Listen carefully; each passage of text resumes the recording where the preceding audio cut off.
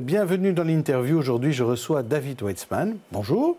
Alors, bonjour. Vous êtes jeune échevin à la ville de Bruxelles, donc on va parler de la ville et notamment de vos compétences. Tout d'abord, une question qui concerne les Bruxellois, mais pas que. La station de métro à Nessens va apparemment s'appeler Toets Tielemans. Et je voudrais avoir votre réaction. Je vous propose 3 types de réactions. Réaction A, c'est un merveilleux hommage au grand Toets Tielemans. B, cela redorera le blason du quartier à Nessens. C, c'est encore une lubie de Pascal Smet. Alors, qu'est-ce que vous choisissez comme réaction ? J'hésite entre la A et la C. Alors la A, je crois que très clairement, on doit rendre hommage à Toets Tielemans. Dans le cadre des contrats de quartier Marolles, on a découvert que Toets Tielemans serait né dans une des maisons. Donc il y a quelque chose qu'on doit faire évidemment là-bas. Je pense qu'on a quand même déjà rendu hommage à Toets Tielemans. J'ai bonne mémoire, il a une rue quelque part à Bruxelles. Tout à fait. Oui. En même temps, la lubie de Pascal Smet, ça fait partie de ces politiques qui se lèvent le matin, qui se disent tiens, voilà, j'ai une bonne idée. Ça, je vais probablement y revenir dans le cadre de la participation citoyenne et qui, bon, ont du mal à la concrétiser. Je pense en tout cas que d'avoir un projet autour de Toets Tielemans en demandant aux habitants quel est l'hommage que vous souhaitez lui rendre, comment on doit l'organiser, autour d'une place, autour d'un bâtiment, etc. On doit demander l'avis des habitants et certainement pas donner l'impression qu'on relègue une place importante de la ville de Bruxelles sur un second plan. Donc Annessen, il fait partie de l'histoire de la Belgique et donc je pense qu'on doit garder le nom Annessen sur cette place-là. Pour la place, mais une station de métro, pourquoi pas? Oui, ça fait pas. Pourquoi pas? Mais pourquoi venir avec une idée comme ça? Je pense que l'initiative doit venir des habitants, doit être au moins débattue avec la ville de Bruxelles. Oui, vous disiez en termes de participation citoyenne, vous avez des choses à redire sur comment fonctionne la mobilité et le ministre de la Mobilité? Non, mais moi je suis échevin de ce qu'on appelle la revitalisation urbaine et la participation citoyenne. La revitalisation urbaine, c'est principalement les contrats de quartier. J'ai pris des engagements vis-à-vis des habitants, notamment l'engagement de faire de la mobilité une priorité, à côté évidemment de l'emploi local, mais également de l'aménagement des rues. Je trouve simplement qu'il y a beaucoup d'idéologie dans la façon dont certains projets sont menés au niveau de la mobilité, au niveau régional.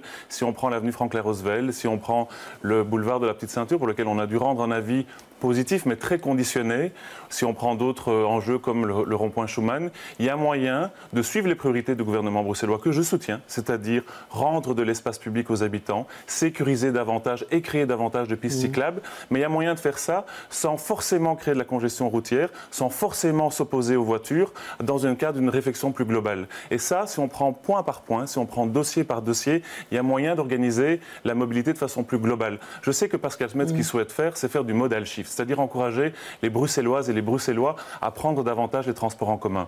Moi, je l'invite à faire comme moi. Moi, j'ai refusé ma voiture de fonction. C'est-à-dire que je prends le train, je prends le métro, je prends le bus tous les jours, qui fasse comme moi, qui se rendent compte que la qualité n'est pas au rendez-vous sur beaucoup de lignes, voire même il y a une absence totale d'investissement dans le métro depuis certaines années sur d'autres lignes. Donc on est obligé d'avoir une voiture, ça vous On n'est pas. Alors, je pense qu'il y a 2 types de Bruxellois. Il y a les Bruxelloises et les Bruxellois qui demain seront encore obligés d'avoir une voiture, les personnes à mobilité réduite, les travailleurs, la maman, le papa qui vont chercher leurs enfants. Donc on ne doit pas s'opposer vis-à-vis du comportement normal de ceux-ci, mais il y a aussi un encouragement qu'on doit avoir vers le transport en commun. Moi, je crois que cet encouragement vient d'abord par une augmentation de l'offre de transport en commun. Plus de fréquences, plus de métro, plus de qualité, se sentir en sécurité, être dans un métro qui est beau, qui est convivial. Ça, on doit travailler là-dessus beaucoup plus que mais travailler sur le nom du nom d'une station de métro. Mais Pascal Smet dit souvent, il critique le MR en disant que le MR est en fait un parti pro-voiture, tout simplement. Le MR n'est pas un parti pro-voiture. Moi, je plaide simplement pour qu'on respecte chaque mode de transport. La priorité qu'on doit faire, c'est rénover nos trottoirs. Les trottoirs de la région bruxelloise, pour ses voiries régionales, et les trottoirs également de la ville de Bruxelles.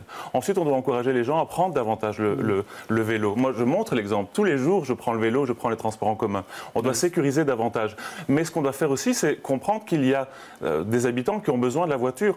On a eu un taux de motorisation inférieur ces dernières années et la création de plus en plus de bouchons. Ça, c'est de l'idéologie. C'est de l'idéologie de la part des écolos d'avoir refusé des investissements pendant des années pour le métro. C'est de l'idéologie de la part de Pascal Smet de recréer une espèce de lutte des classes qui se vient finalement être une lutte contre les voitures. Ça n'a pas de sens. C'est mauvais et c'est mauvais pour tout le monde. Alors, en matière de participation et de mobilité au Parlement régional, on en parle parce qu'il y a un panel citoyen qui a démarré le week-end dernier, une quarantaine de citoyens qui planchent sur la mobilité. mobilité. On verra bien ce qui en sortira. Mais au niveau communal, est-ce qu'il y a moyen de faire aussi de la véritable participation citoyenne? Alors, on doit faire de la participation citoyenne. On le doit probablement pour 2 raisons. La première, tout simplement, c'est on voit bien qu'on est dans une démocratie assez mûre, que les habitants veulent faire plus que simplement aller voter et qu'il y a une tension entre les citoyens et le politique. Mais plus encore que ça, on le doit parce qu'on dit toujours qu'il y a plus dans 2 têtes que dans une. Je crois qu'il y a plus dans 1 200 000 têtes, ou on est un peu moins d'1 200 000, que dans 100 ou 200 ou 300 têtes de politique. Ce qu'on doit faire simplement, c'est faire en sorte que dans le cadre de la stratégie, je m'explique. Moi, comme échevin à la ville de Bruxelles, 5% de mon temps, c'est des décisions qui sont stratégiques, d'ampleur régionale, on va peut-être souvenir, ou d'ampleur locale. 95% de mon temps, c'est de la gestion au quotidien. La gestion au quotidien, c'est ma responsabilité. Les citoyens doivent m'évaluer, doivent me contrôler et peuvent également me conseiller ou m'aider. Mais les 5% stratégiques, les grands choix, on doit les co-créer avec les habitants. Il existe plein de possibilités. Alors effectivement, ce que fait le gouvernement bruxellois est une bonne piste. Ça va certainement pas assez loin. À la ville de Bruxelles, on va lancer... C'est le Parlement même. Le Parlement bruxellois, oui. Parce que moi, je trouve que ça va pas assez loin. La ville de Bruxelles va lancer une plateforme qui permettra aux gens, aux citoyens, de venir avec des projets, de voter pour leurs projets, d'être dans la co-création de ces projets. Et simplement, ce qui nous permettra également, ils nous obligeront, nous, de mettre en œuvre ce qui aura été décidé directement par les habitants dans le cadre de ce qu'on appelle... Et là, on devra m'évaluer, parce que c'est ça notre rôle au quotidien, c'est de faire de la gestion publique, plus que d'avoir une bonne ou mauvaise idée le matin en se levant, du style tout Stielemans. Décidément, hein. Vous l'avez en point de mire, Pascal Smet. Alors, parlons un peu du centre d'accueil. On en parlera certainement au conseil communal tout à l'heure de Bruxelles. OMR, est-ce qu'on est devenu fan de l'appel d'air? On parle ici des réfugiés du parc Maximilien. La ville signe en fait aujourd'hui normalement la location d'un immeuble à Evere. Et elle signe avec CityDev. Socialistes et libéraux sont sur la même longueur d'onde à la ville? Ah oui, je crois que non seulement on est sur la même longueur d'onde à la ville, mais on est probablement sur la même longueur d'onde dans tous les niveaux de pouvoir. C'est-à-dire qu'on a une politique qui est ferme, mais qui est humaine. Chacun prend ses responsabilités en fonction de son niveau de pouvoir. Moi, je veux rendre hommage. Ne veut pas de centre d'accueil. Oui, mais moi je veux rendre... Oui, mais on a des compétences, ils ont des compétences, on essaye de respecter chacun ses compétences et on ne se renvoie pas la balle, ça sert absolument à rien. C'est d'ailleurs ce que les citoyens ne veulent pas. Donc nous sommes fermes, la police de Scarbeck, comme la police de Bruxelles Capitale XL, a une politique qui est ferme mais raisonnable. Et en même temps, je crois que personne n'a envie de voir dans les prochaines semaines ou dans les prochains mois des jeunes gens, des femmes, des enfants dans la rue, dans le parc Maximilien pour une espèce de créer un deuxième petit Calais. Et donc nous avons pris nos responsabilités en leur disant voilà un endroit où les associations vont pouvoir vous accueillir et vous diriger vers des filières légales en grande partie. Pour celles et ceux qui sont illégaux sur le territoire et qui ne souhaitent pas faire une demande d'asile, ils connaissent effectivement les risques qu'ils prennent. Mais pas de risque d'appel d'air en créant ce centre? Je ne pense pas. Alors, est-ce qu'il faut revoir les frontières des communes à Bruxelles? Parce qu'on a l'impression que c'est un débat qui existe de plus en plus. À Oudergen, où on a parlé de fusion avec Boisfort. À Ixelles, certains voudraient bien récupérer l'avenue Louise et pourquoi pas le bois de la Cambre. Et à Bruxelles, qu'est-ce qu'on en pense? Écoutez, moi, je parlais en mon nom. Je crois que c'est le plus intéressant parce que c'est un débat qu'on doit avoir. Premièrement, je déplore simplement que le débat qui est aujourd'hui sur la place publique est un peu un débat de seconde zone. Hein. L'encadrement des salaires des échevins ou des députés, le décumul, tout ça, c'est important évidemment. Mais l'essentiel, c'est pas ça. Et quand je dis que c'est important, ça nécessite pas d'attendre pendant des années une loi. Moi, je me suis engagé à faire mon échevinat full-time. J'ai démissionné de mon emploi, j'ai démissionné de mes mandats. J'appelle tous ceux qui pensent que ce genre de réflexion est un défi pour la bonne gouvernance à prendre les mêmes dispositions et démissionner directement. Par contre, le vrai débat, vous l'avez bien soulevé, le vrai débat, c'est quel est le futur de notre ville-région? Quelle est la réflexion qu'on doit porter pour les 10, 20, 30 prochaines années? Et je pense effectivement que dans cette réflexion de ce qui relève de la gestion quotidienne de la vie des citoyens et ce qui relève de la stratégie dans ce que j'ai expliqué, tout ce qui est stratégique à un niveau avec une ampleur régionale, et parfois la ville de Bruxelles prend des décisions stratégique à une ampleur régionale, doit davantage être transmis à la région bruxelloise et au Parlement bruxellois, et ce qui relève d'une décentralisation de ce pouvoir, qu'on appellera district à Anvers, qu'on appellera arrondissement à Paris ou dans d'autres villes comme Vienne, ou peut-être communes dans le futur à Bruxelles, les communes doivent gérer évidemment le quotidien, la vie quotidienne, ce qui est d'ampleur locale. C'est plus ce débat-là qu'on doit avoir que celui de la taille des communes. Ça, on peut réfléchir après. Donc grosse région avec des compétences plus fortes qu'aujourd'hui, et des communes districts qui seraient très très proches de l'habitant. C'est ça. Je vais vous donner un exemple que je trouve intéressant, qui a déjà été étudié d'ailleurs par des professeurs ici à Bruxelles. Vienne n'est pas un mauvais exemple. Vienne est un land qui a un ministre-président et également le ministre-président de Vienne et le bourgmestre de la ville de Vienne. Il se compose de 23 arrondissements, je crois que c'est 23, 24, je ne sais plus exactement, de 23 arrondissements qui ont une vision locale, qui font de la gestion public local. Ça n'enlève pas des lettres de noblesse aux politiques. Moi, dans mon quotidien, c'est 90% du temps, c'est ce que je fais.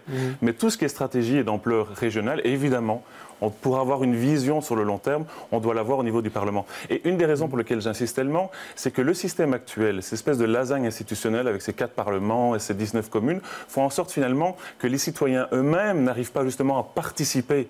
Si tout ça était centralisé au niveau régional et que la région évidemment s'ouvrait dans de la co-création pour la ville du futur, ce serait beaucoup plus positif. D'ailleurs, on voit un lien direct entre les villes qui engagent à la participation citoyenne et le niveau socio-économique ou le niveau de bien-être Est-ce que vous ne faites pas un peu le jeu des Flamands? Parce que les Flamands, ce qu'ils veulent, c'est ça, hein, fusionner toutes les communes bruxelloises, en faire des districts. Bon, alors je ne sais pas si c'est parce que quelqu'un a une bonne idée qu'on ne doit pas y réfléchir tous ensemble. Attention qu'il y a quand même plusieurs débats, parce qu'entre fusionner les communes, entre dire attention, la stratégie doit être au niveau régional, la décentralisation doit se faire au niveau d'arrondissement, de district, comme à Anvers ou de communes, il y a encore un débat qu'on doit avoir. Mais je voudrais simplement qu'on y réfléchisse, parce que je pense sincèrement qu'on n'aura pas une vision sur les 10, 20, 30 prochaines années si on n'arrive pas à se mettre ensemble sur un projet commun. Dernière petite question, Boris Diliès va démissionner de son poste de député, et vous êtes le premier dans l'ordre à pouvoir le remplacer dans les suppléants. Vous aviez dit que vous vouliez être échevin full-time, ça veut dire que vous ne serez pas député? À ce qui est certain, et ça je le redis, et j'encourage d'ailleurs tout le monde à faire exactement la même chose que moi s'il pense que le décumul est une bonne chose, je pense que le décumul est une bonne chose, c'est de simplement démissionner. Ce qui est certain, c'est que je ne ferai qu'une fonction. Ma préférence va clairement rester échevin, parce que je l'ai commencé, c'était déjà pas facile, hein. J'avais déjà bien travaillé juillet-août, et puis là j'ai 12 mois pour un peu faire mes preuves en toute transparence. Si maintenant le bureau de mon parti souhaite autre chose, je suis à la disposition, mais dans tous les cas, député ou échevin, full-time, c'est ce qu'il faut faire, surtout dans une grande ville, sincèrement, comme la ville de Bruxelles. Merci David Weizmann. Demain, je recevrai Georges d'Allemagne. On parlera commission attentat. D'ici là, bonne journée, bonne soirée à tous.